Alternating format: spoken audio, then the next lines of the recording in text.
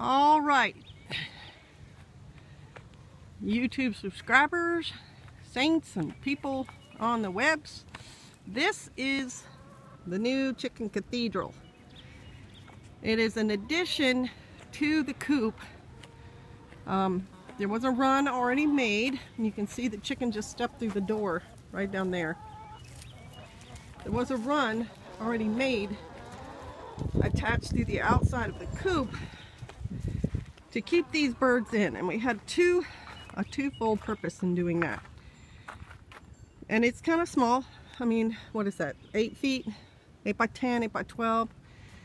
The reason we did this is, one, this guy, he's still a puppy, believe it or not, as big as he is, and he had been consistently killing birds.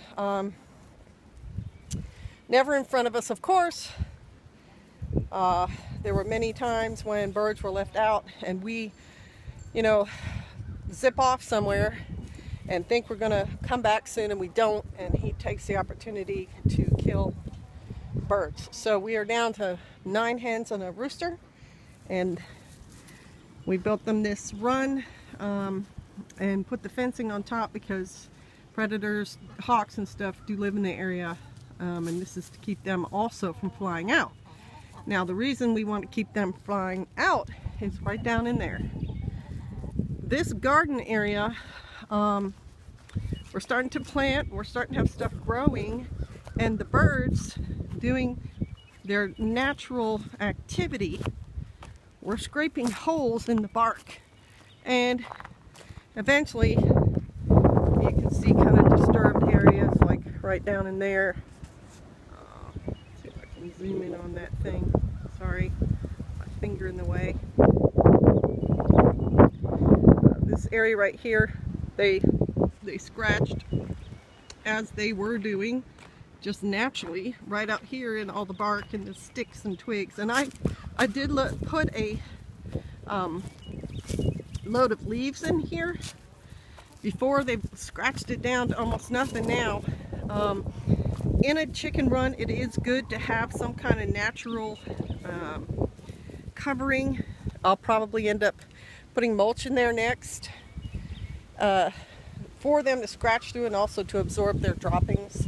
And they will turn things like leaves into soil eventually through the action of their scratching and their droppings. They'll make a really nice soil in there, and that can be used on your garden. But this natural behavior that they're doing with the scratching and the eating of seeds and grubs and whatever is damaging to our garden. And last year I used to chase them off of it, but this year I don't have the energy to do that, and so we're going to keep them in this pen.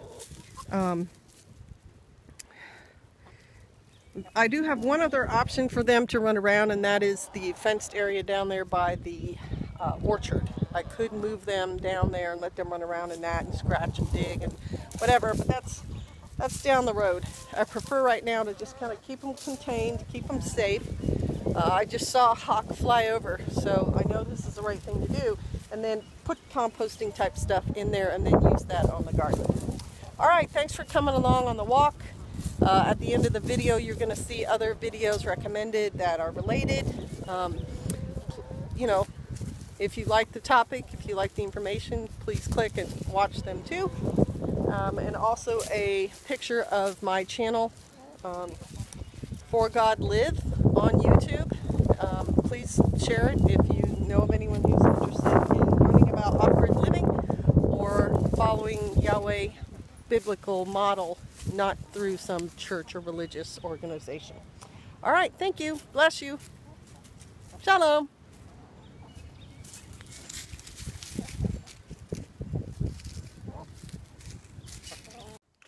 If you like the video, please share it with your friends. In the little box somewhere around here will be a link to my channel. That's what you can share. I would appreciate that. Also, somewhere in a little box up here will be a video related to the one you just watched, in case you want to see another one like it.